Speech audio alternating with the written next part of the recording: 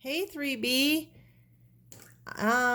this is Mrs. Poulin. I'm back to do your math lesson for Monday, May 18th.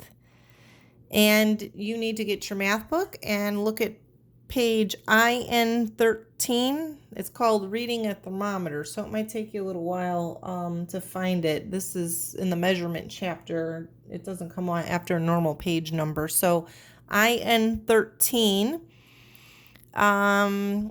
Just more work with the thermometer. Kind of tells you what a thermometer is. Again, it's a tool used for reading temperature. And I already explained to you Fahrenheit and Celsius in the last lesson. Fahrenheit is the scale we're going to use here in the United States to tell temperature. Celsius is going to be used in other countries. I just was watching Saturday Night Live on, Saturday, and Tom Hanks was on. You guys know Tom Hanks. He's what? Woody in Toy Story. Anyways, he got the coronavirus while he was in Australia, and they took his temperature, and he says it's 36 degrees Celsius, and he didn't know what that meant because he wasn't used to hearing his temperature given in Celsius. We always say that 98.6 Fahrenheit is normal for our body temperatures, and we know that we're not sick or anything. So they told him it was 36. He had no idea if he had a fever or not. So I kind of thought that was a funny story and an example to you as to how other countries use the Celsius scale. Okay, so here we have our thermometer. And again, you get to see both temperature scales, Celsius on the left, Fahrenheit on the right. And there's one big difference that I might have mentioned in the last lesson. When you look at the right side with the Celsius, another word for Celsius is also, it's sometimes called centigrade. If you look at this scale here, okay, here's 0, and you could see the red line here is where you should be reading the temperature. That tells you how warm or cold it is.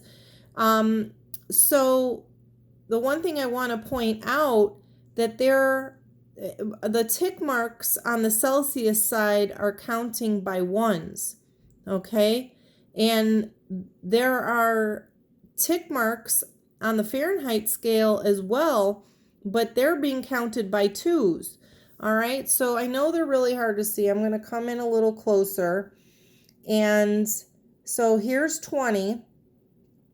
If you count by twos, the first line is 22, 24, 26, 28, and then this one is going to be 30. All right, so you have to make a note of that. On the Fahrenheit scale, in between the numbers, you're counting by 2. On the Celsius side over here, you're counting by ones. All right, now I wanted to point out that over here on the Celsius side, the temperature is below 0, okay? And when you have a number that is below 0, it's a negative number. So if we're going to find out what the temperature is, and it's hard looking through the camera because my pencil is not moving as fast as it is in my hand on the video. So I'm going to count. It looks like the line is right here. So that's, if you're counting by ones, 1, 2, 3. So on my paper, I'm going to say that it's -3 degrees Celsius. All right. Because the temperature is below 0, it's a negative number. You have to put the negative sign in front of it. Okay. Now, on the Fahrenheit scale, when we read this thermometer, it's not in the negative numbers because look where 0 is right here. Oops, where's my pencil? 0 is right here, and the red line is way above that, so the temperature is going to be in the 20s. So we're going to count 2, 4, 6. This temperature is also 26 degrees Fahrenheit. Now, -3 degrees Celsius and 26 degrees Fahrenheit are two different numbers, but the temperature is going to feel the same if you went outside. All right, -3 and 26 are the same. They're going to feel the same on your body. All right, but if you're writing a temperature below 0, you have to put the minus sign in front of it. That's a negative sign. Okay, so on the Celsius side, they're counting by ones with the tick marks. On the Fahrenheit scale, you're going to have to skip count by twos. All right, so let's go over here. There are some questions. How many marks are there between 40 and 50 on this thermometer? But notice in the directions it just says the Fahrenheit scale. So that's the one I'm going to look at. So between 40 and 50, here's the 50, the big line halfway in between 40 and 60. How many lines are there in between? Hold this camera still, Mrs. Pullen.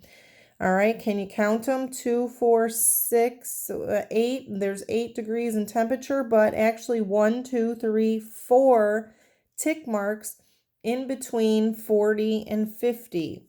All right, so 40 and 50, there are 4 tick marks in between those. So if we're there, let's practice. This is question number 2. What does the first mark above the 40 stand for? I told you we're counting by twos. So this first mark is going to be 42 degrees Fahrenheit. And then it says number 3, what does the third mark above the 20 stand for? So here's the 20. 1, 2, 3. Here's the third one. We're going to count by twos, 22, 24, 26. So the third mark is going to be 26 degrees Fahrenheit. All right, the fourth mark would be 28 because we're counting 22, 24, 26, 28. All right, so that's how you read these thermometers. Don't forget, I'm going to go back over here to my notebook paper. Don't forget to label with Celsius and Fahrenheit in your answers, and also to have the little degree mark there. Okay, that's very important that you follow through and get in the habit of making sure that you're labeling everything that you do in math. Now on this page, IN 15, it says write the temperature shown on the Fahrenheit thermometer. So number 10, look at this. You're going to be below 0, so be careful with that one. All right, and then let me turn the page here. You got more thermometers. You have to answer a question. It says, tell whether you think the temperature is hot, cold, or comfortable. Now, a comfortable temperature is usually 72 degrees. Like when you have your heat set in the winter, the average temperature people set their heat at is around 72. It's a comfortable temperature. If it's 90 degrees outside, you know you're too hot. If it's 30 degrees, you're too cold. So you have to think about what they're asking you. So it looks like we're going to have some problem solving on Tuesday. Wednesday, we're going to do the chapter review. And Thursday, we're going to take our last math test in 3rd grade. This is awesome because we have finished both the first volume and the second volume in the math book. So you guys are going to be ready to move on to 4th grade math. And Simple Solutions is going to keep you refreshing your skills over the summer. So we'll talk more about that later. So anyways, that is your math lesson. I hope you guys had a good weekend. It's Monday again. Thursday's our last e-learning day. And I will see you for our language arts lesson. If you have any questions about temperature, email me. Okay, bye guys.